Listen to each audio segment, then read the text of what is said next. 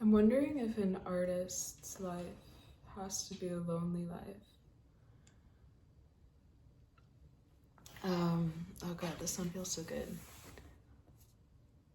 I know that as an artist, we have to make sacrifices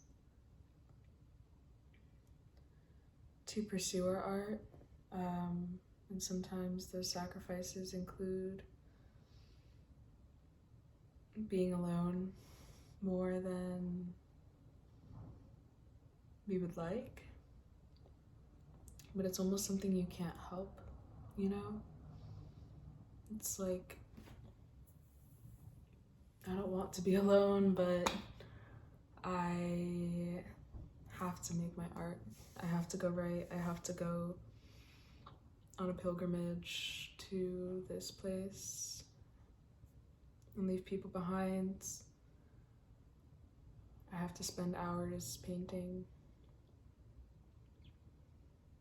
And in the last year, I feel like I reverse sacrificed everything, and I put everybody and everything else first. I put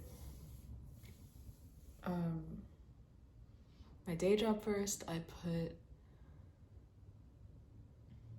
just all of my relationships first, which I don't regret. And like, I'm not saying it's a bad thing, but I put a lot of other things first. And in 2024, I like read the least amount of books. I didn't go to a lot of museums. I didn't travel. And today I woke up reflecting on all of this, and my heart is breaking a little bit because of this like reverse sacrificing that I did of, you know, trying to fix everything around me and trying to secure myself in a way that I thought was right, because of society's standards and what I thought I needed to be successful. But in the end, I'm left with a certain amount of grief that, like, I could have really pursued petting the dog. I could have really pursued my art and put 2 feet in around the things I'm truly passionate about, and maybe I would have gotten a different result. And I'm not saying I regret it. I think a lot of what I went through in 2024 needed to happen.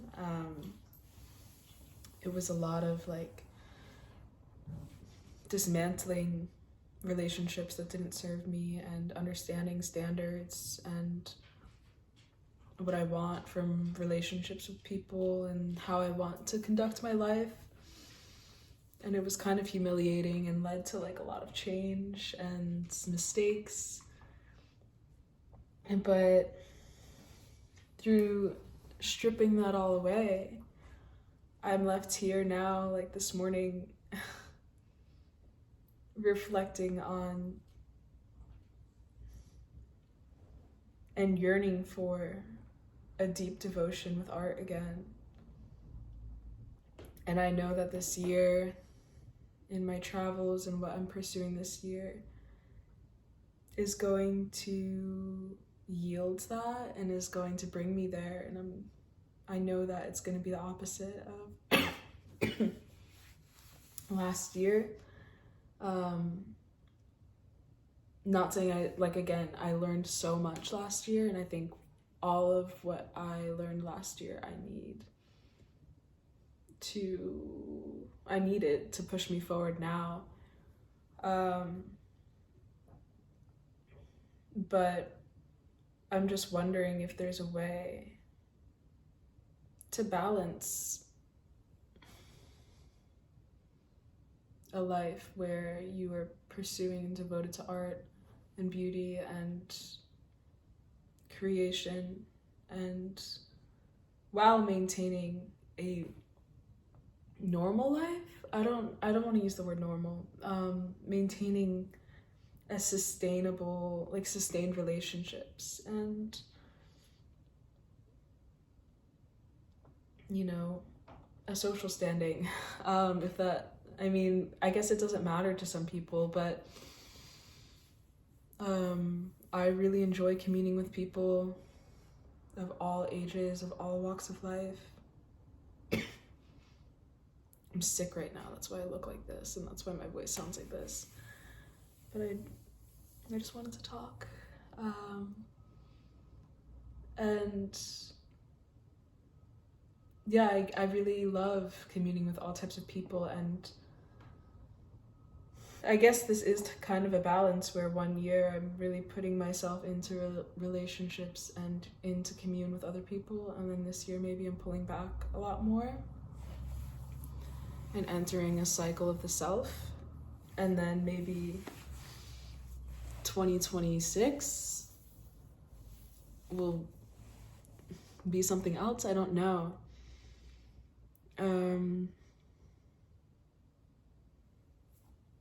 But I do think that there is like a certain sadness and a certain heartbreak that comes with choosing an artistic life. And I guess I'm feeling that. I'm feeling it in a, like I said, in a backhanded way, where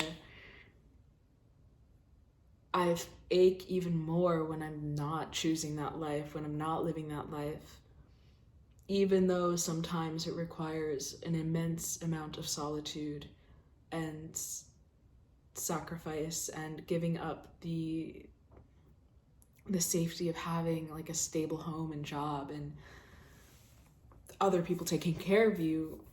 But you know, in some ways that can be a trap when you have a message that needs to be shared that maybe people aren't ready for in that circle. And I'm feeling my passion from like a backhanded way, and it's a really interesting thing. One time my dad is also, he's a musician, and he told me, I'm very grateful because he's supportive of this like path that I've chosen. He's not one of those parents who is like, you have to work in an office and you have to do this and you have to do this. He's just like, you'll figure it out, but like choosing an artistic life is not an easy path. It is not the easiest path to take up the mountain. And I'm learning that. I'm also thinking about detachment. And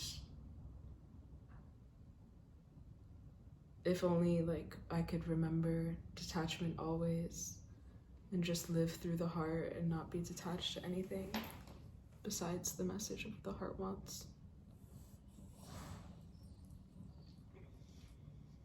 And then maybe everything will fall into place. But again, I guess that is a form of attachment, assuming everything will fall into place.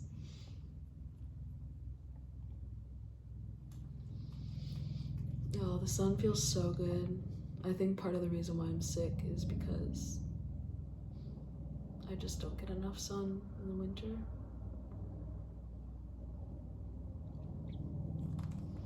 But that's how I'm feeling today. That's my message.